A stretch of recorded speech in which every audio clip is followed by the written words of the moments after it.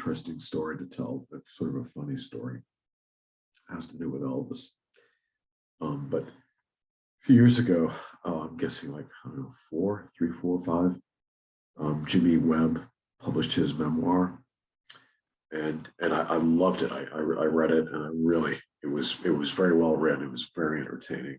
He obviously, because he's so accomplished and worked with so many great people, he had a lot of really interesting stories to tell.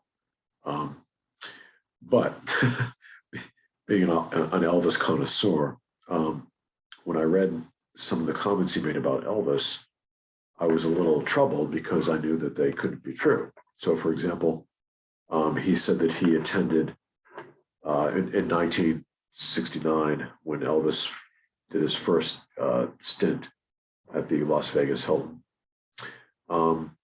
Jimmy said he attended that first performance. So this was like the first performance Elvis did since like what, 1960 or something. So, you know, he got back from the Army in 1960. I think he did one live performance in Hawaii. And then he just did movies until 1968 when he did the singer sewing special, the comeback special. And that was such a smash hit that the following summer in 1969, he did a stint in Las Vegas at the Hilton.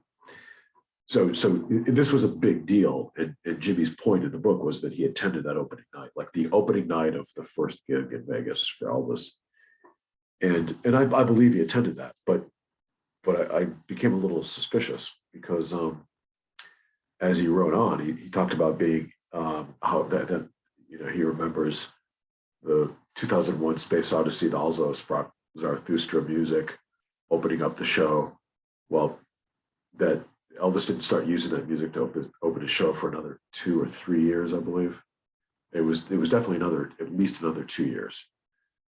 So he did not play that music to open the show.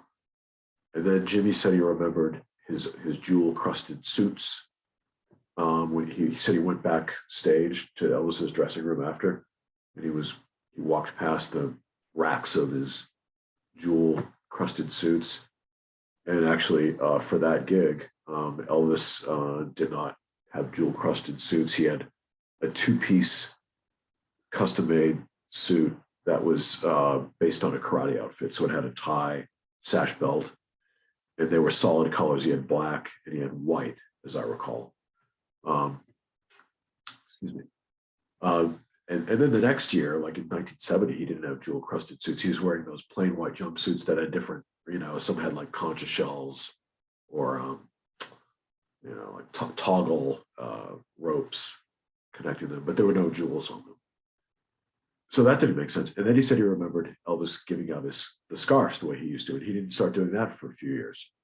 So I thought, well, you know, there's no way he could remember these things from that opening night because Elvis didn't do those things for a couple of years, right? It was preposterous. So of course, it did raise a question in my mind, like, you know, is he lying about attending the opening night, or is he just making this stuff up? You know, maybe he didn't really attend the opening night, and he knows that these are like cliches about Elvis's Vegas performances, and he's like fabricating this. So it was really, for someone who knows Elvis, it was unbelievable, right? So it was. I think a lot of you Elvis fans, you know, mega fans, will understand this. It really was bothering me, and I believe it was like one morning I was driving, and I actually got on my phone. I was so annoyed. I looked up like his website for the book, and I decided to call his publicist, leave a message, and say, you know, there's a real issue with this book. If he's not telling the truth about this, what else is he lying about? So I called the number for his publicist to you know, file this complaint, and this woman answered the phone, and I explained, you know, my issue, and she got very sort of snappy and short with me, and she said, well, you sound really angry. I'm like, well, you know, is he telling the truth or not? How much of this is fabricated, you know? And it turned out it was his wife. so she was very defensive, and what she claimed was that he wrote a very long manuscript. Like she said that they cut, as I recall, it was hundreds of like 400 pages out or something. He delivered like this really long manuscript, and they just cut out like 400 pages. And her point was that she suspects what happened is he saw Elvis several times. So she's claiming he saw him later, several years later. And when the editors cut that material out, they just combined it, you know. So whatever, I suppose that could be what happened, but you know, it doesn't give me very much faith in the publishing industry, you know. And it seems like, you know, it should be corrected, you know, or they should have talked about, you know, had him talk about seeing Elvis several times in that one section, you know, remembering these things. But anyhow, it was a humorous phone call because she was, I was surprised she was so angry. I thought she'd just be an objective publicist and take the information and look into it, you know. And she was defensive and angry because it's her husband. So I hope you enjoy that.